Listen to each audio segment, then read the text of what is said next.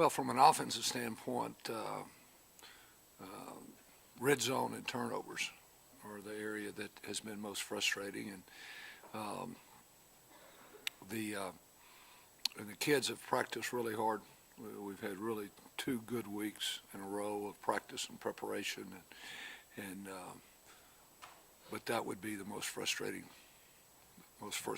part of the last 2 weeks. Everyone's talked about how good your practices have been. Are you seeing that, and are you understanding why it may not be translating to the game? The practices have been good. There's no doubt, and I would agree with everybody that has said here before me. The last 2 weeks have been outstanding. I think sometimes the kids are just trying so hard to play at a level that is perfect, and you can't do that. No matter how good your practices are, there's going to be mistakes in the game, and we're letting them compound once we make one. And but the biggest thing is we have to take the practice execution to the field. Do they bring the same confidence, do you feel? They're talking about energy and all that. Yeah, they've had great energy and played extremely hard the other night. I mean, I don't think you can, look at that ball game and we scored the 2 touchdowns in the fourth quarter, and kids are fighting to make sure we get in, and that's what's going to help pull us out. The players and the way they're working and their attitude is the reason, one of the reasons that we'll pull through this and come out on the other side. What's the say to Garrett during the game? Well, we talked between every series. He had a couple of situations where ball was tipped, both the slant balls. One was tipped up in the air and one was moved. The first throw of the second half was moved by the D lineman's arm. It didn't knock it up. It just took it off course. And, that's part of playing that position, and those things are going to happen. The other ones we talked about, the one right before half, he came back to Mike, and the things we discussed on the headset was, 1, it was first down. 2, we had 2 timeouts left.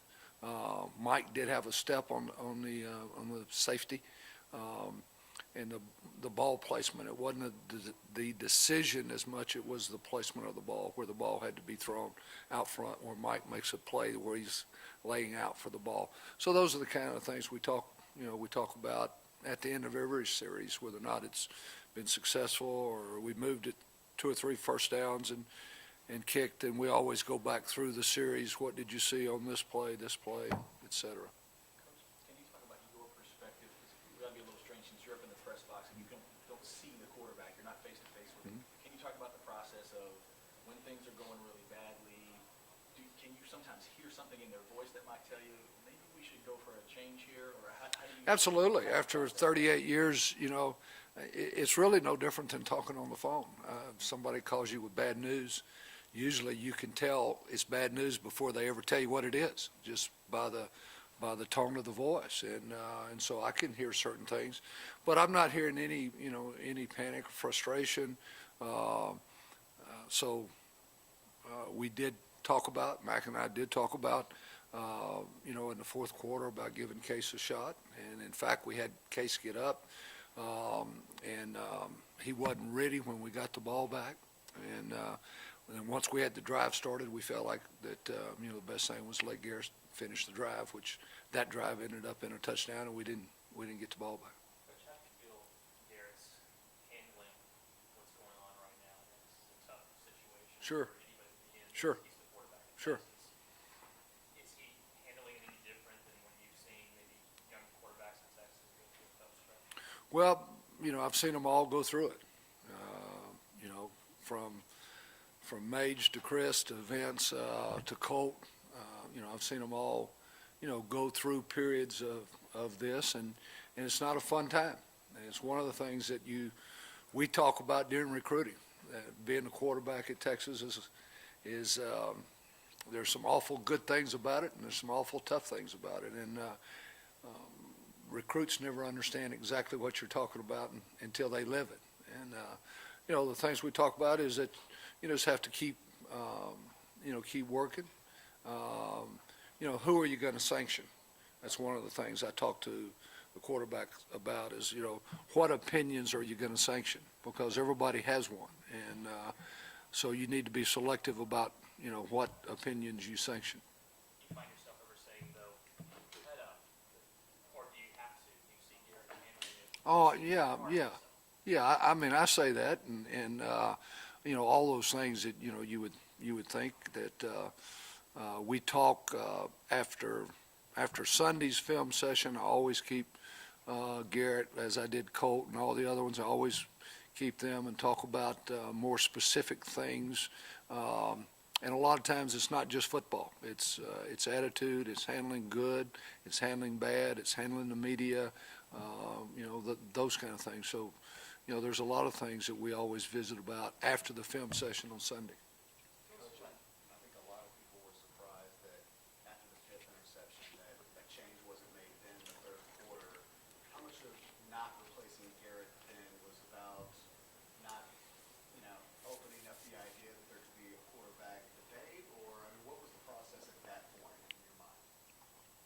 Well, anytime, you're in a situation, we just felt like that, and Mac and I discussed it, and we just felt like that, we wanted to give him a chance to work through it and go back out. And as I mentioned, we did talk about it, and we just felt like that we needed to stay with Garrett. And so that was, it wasn't a 15-minute conversation. It was typical of headset conversations. It was quick, and that was the decision we arrived at. Is that ultimately your call, or is that Mac's call?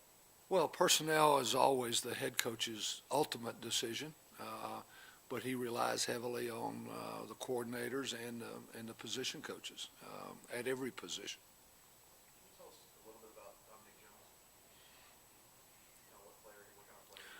Well, Dominic started off defensively, and we moved him over to tight end. He's been soaking in there and is now playing in our goal line set. And he's one of those athletes that has great hip snap, great flexibility. So we're excited about some of the things we've seen. And then the other night, obviously, we ran a little nude on the goal line, and he was wide open, and so first touchdown for him. But Dominic has been working real hard, and I think he will continue to grow at that position and get more and more time. I know it's just one catch, but I mean, to see a guy you can see playing more tight end and being more of a guy you want. I can see him, over the last part of the season getting more snaps, and part of it will be practice and how all that goes. Since you have been a part of so many teams and there's been ups and downs, how do you think things haven't been able to be corrected this late in the season? Well, it's hard to put a finger on turnovers. We start every fall camp with, what wins and loses ball games on both sides of the ball. Turnovers and explosive plays, as we have talked about from this chair many times, are the key. And,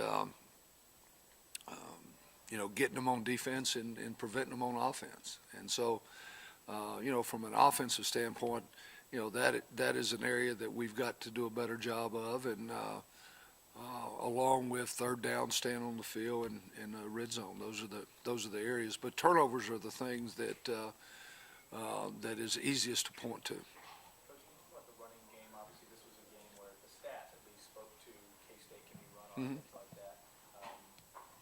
Talk about what you saw from the running game after looking at the film, and would you have changed it if you could go back and look at it? Well, we went into the game with the idea that the mixture run pass would probably be similar to Baylor. We would be somewhere around 50-50. It's kind of the idea that we went into the game, and we wanted to start the game emphasizing the run. I think 13 of the first 19 snaps, that is going to be pretty close. In fact, I think it's right, but it'll be pretty close. We ran the ball. And then, each game takes on a life of its own, and, we had to get away from that and start throwing the ball.